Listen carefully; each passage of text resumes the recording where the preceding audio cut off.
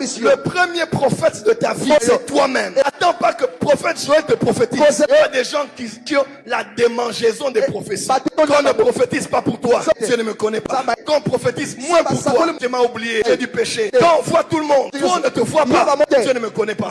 Pasteur Mike, je suis prophète. Ça fait des années. Les personnes sur qui on a beaucoup prophétisé autour de moi sont les gens qui m'ont quitté. Même Anouka. Si on fait le bilan à Anouka ici, depuis 5 dernières éditions, les gens sur qui tout le monde a prophétisé, ils ne sont pas là ce soir. J'ai compris, la prophétie ne change pas les gens. Et souvent, les gens qui sont trop habitués à écouter Dieu sont ceux qui ne respectent plus les prophètes. Ils ne respectent plus les prophéties. Ils ne respectent plus Dieu. Mais dans les églises où les gens n'écoutent pas les prophéties, ils sont là pendant 10 ans, 15 ans, 20 ans. Et nous qui avons des prophéties, des fois nous sommes les plus instables. Joseph a eu 2 rêves, plus de 10 ans. Il est resté attaché à son Dieu. Dans un environnement païen. Quelqu'un a seulement 2 rêves. Il est stable. Mais toi, 85 prophéties. Ces prophètes avaient encore. Je vous connais. Moi, quand je vais en prophétise trop sur quelqu'un, j'ai peur. Parce que généralement, ils ne sont pas conscients que plus on te prophétise en public, les esprits écoutent. Moi, je préfère encore qu'on me dise des choses en privé. Des fois, Dieu permet en public pour témoigner de toi en public. Mais des fois, je préfère les gens à qui on parle seul à seul. Eux là, ils connaissent la valeur de la relation intime avec Dieu. Mais ceux à qui on parle en public, généralement, je suis prophète, non? C'est les plus instables parce qu'ils sont habitués à écouter Dieu. On va encore parler sur moi. Il avait encore parlé. Notre travail aussi encore parlé. 5 dernières années de Hanouka. Les gens ceux qui on a trop prophétisé sont maintenant dans d'autres églises. Parce qu'ils dépendaient maintenant des prophéties. Alors qu'on n'a pas une vie chrétienne pour la prophétie. On a une vie chrétienne pour une relation personnelle et stable avec Jésus. C'est vrai. Autant j'aime la prophétie, autant j'ai peur des gens sur qui on parle beaucoup. Parce qu'après, ils deviennent des chefs à l'église. Ils font tout ce qu'ils veulent parce que Dieu les connaît. Et parce que la prophétie avait dit Dieu va t'élever. Et ils sont permis de tout. Ils quittent l'église comme ils veulent. Ils font ce qu'ils veulent. Parce que Dieu avait dit et il va accomplir. Le premier prophète, c'est toi-même. Que dis-tu sur toi-même? Depuis qu'on a commencé à nous, papa vraiment n'a pas prophétisé. Vraiment, papa. Je suis JFT sans prophétie jusqu'au 31 décembre. Ça, c'est vrai. Il y a des choses que je peux voir. Et je me dis, si je dis ça, ça ne va pas changer grand-chose. Je vais seulement prêcher la parole. Tout ne dépend pas de ce qu'un prophète t'a dit, mais de ce que toi tu dis de la solution dans laquelle tu es. Pasteur Ben, les chrétiens ont une démangeaison actuellement. Ça, c'est vrai. Dès qu'un problème arrive dans leur vie, premier réflexe, il faut aller consulter le prophète. Qu'est-ce que tu dis pour ce problème, pour le cancer? Sois calme. Tu ne peux pas écouter Dieu avec une Bible fermée. Avant d'écouter Dieu à l'extérieur, il faut apprendre à écouter Dieu dans sa parole et dans la Bible. Je vous prêche la Bible. Je vous récite les versets ici. Tous ceux qui sont mes fils et filles spirituels, mettent la prophétie après, mais la parole avant. Ça, c'est vrai. Daddy, on m'a dit, il y a une tumeur. Daddy, pourquoi Daddy?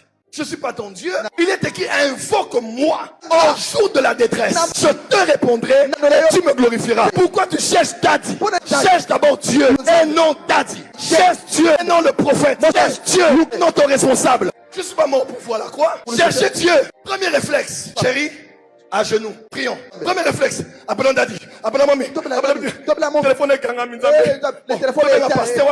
appelons notre pasteur. C'est lui qui prie avec nous. Dans notre église. Maintenant on appelle l'autre. Il n'est pas en ligne dans ton répertoire. Quand on va là où il y a D, il y a A, il y a D, il y a Y, Daddy GFT, Daddy Emmanuel Chinkola, Daddy Jean Bosco Kantombo, Daddy Peace Mangengenge, Daddy Shekina Mangengenge, Daddy Alphonse Luzizi là. Il faut le camp Luzizi là. Daddy Kalamba permanence. Daddy PDG Maombi Air Canada. Donc tu as tous nos numéros. Daddy Kainos Braza. Daddy Kainos New. Et tous les daddy, personne ne répond. David a dit, je lève mes yeux vers les montagnes. Les montagnes, c'est nous les daddy. Et David a dit, je lève mes yeux vers les montagnes où je crois que le Ezer viendra. Mais moi, ce coup ne vient pas des montagnes. Il vient de l'Éternel qui a fait les cieux et la terre. Avant de chercher ton prophète, cherche ton Dieu. Avant de chercher la prophétie, cherche le verset correspondant à ton problème. Oh, tu n'as pas dit amen, tu n'as pas dit amen là où tu es.